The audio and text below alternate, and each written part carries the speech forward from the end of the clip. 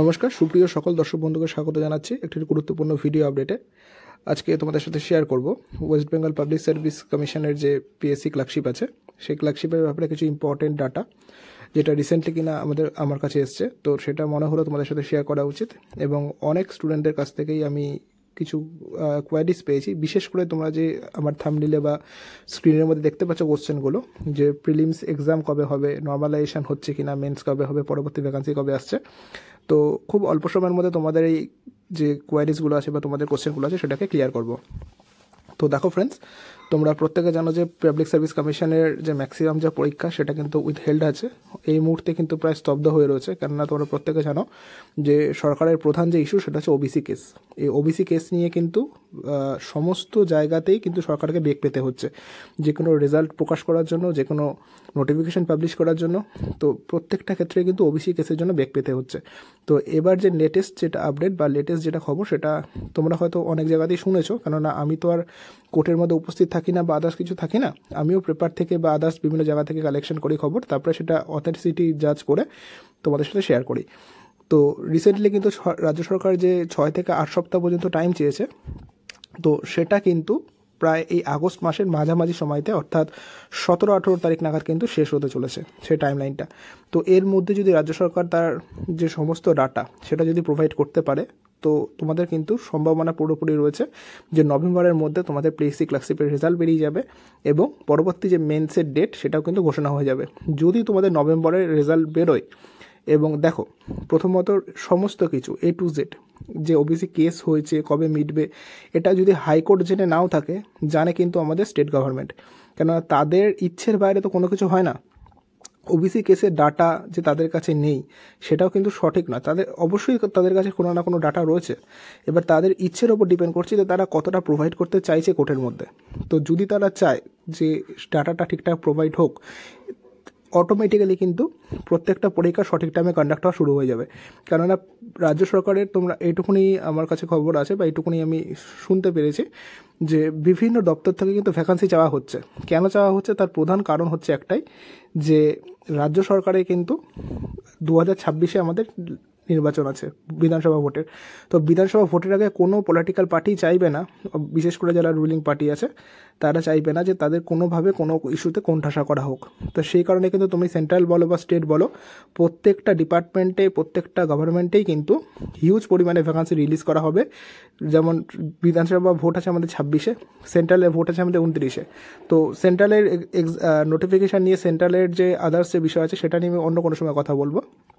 কিন্তু এই মুহূর্তে তোমাদেরকে আমি বলতে পারি যে যেহেতু 2026-এ ভোট আছে, ভোটকে সামনে রেখে অনেক কিছুই হতে পারে, ঠিক আছে। তো সাদা লাল হয়ে যেতে পারে, আবার লাল সাদাও হয়ে যেতে পারে।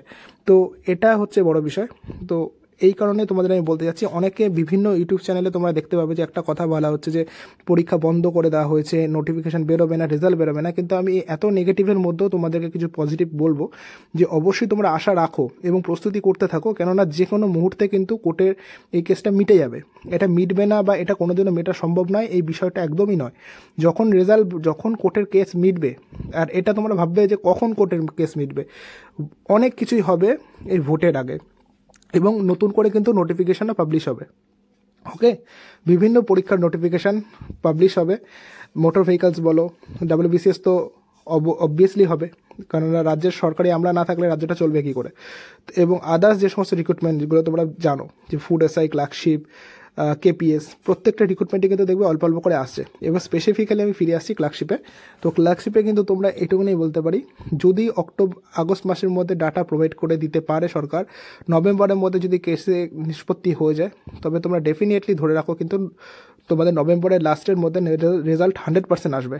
কেননা কেউ চাইবে না, যে কোনো সরকারই চাইবে না যে বিরোধীরা তাদেরকে এই বিষয়গুলো নিয়ে বা স্টুডেন্টরা যারা ভোট দেবে তারা এই বিষয়গুলো নিয়ে সরকারের বিরুদ্ধে চলে যাক।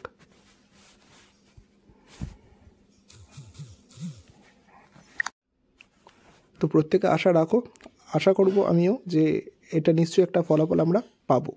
তো এবার আসছি ইম্পর্টেন্ট যে সেকেন্ড টপিকটা আছে, সেটা যে নর্মালাইজেশন কী হচ্ছে।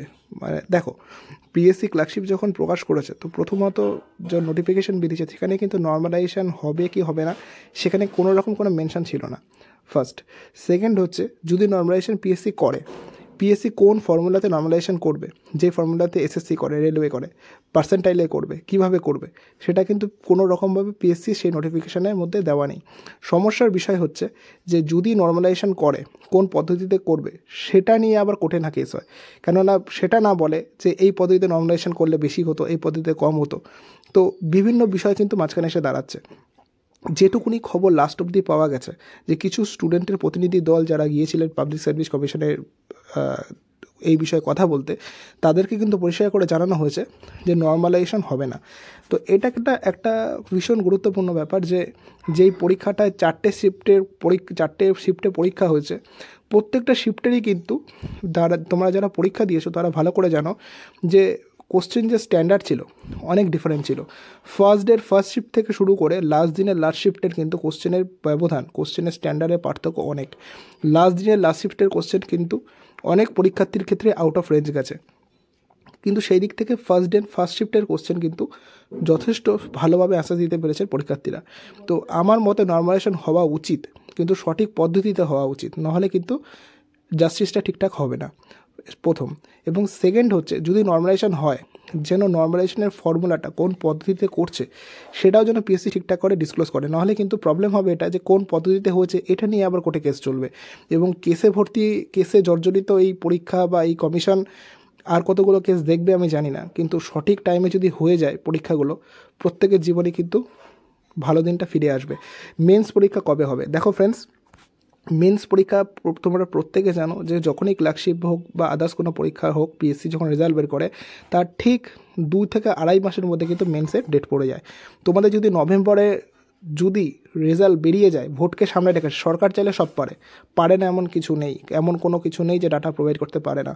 তো যদি সঠিক টাইমে ডাটা প্রোভাইড করা হতো তাহলে হয়তো এসএসসি চাকরিগুলো যেত না, কিন্তু চাইলে সব সম্ভব।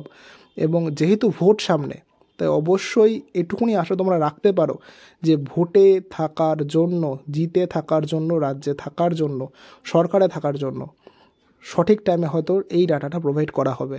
তো মেন্স কিন্তু যদি নভেম্বরের শেষে তোমাদের রেজাল্ট বেরিয়ে যায়, তোমরা কিন্তু জানুয়ারি বা ফেব্রুয়ারিতে কিন্তু মেন ধরে রাখতে পারো 2026-এর।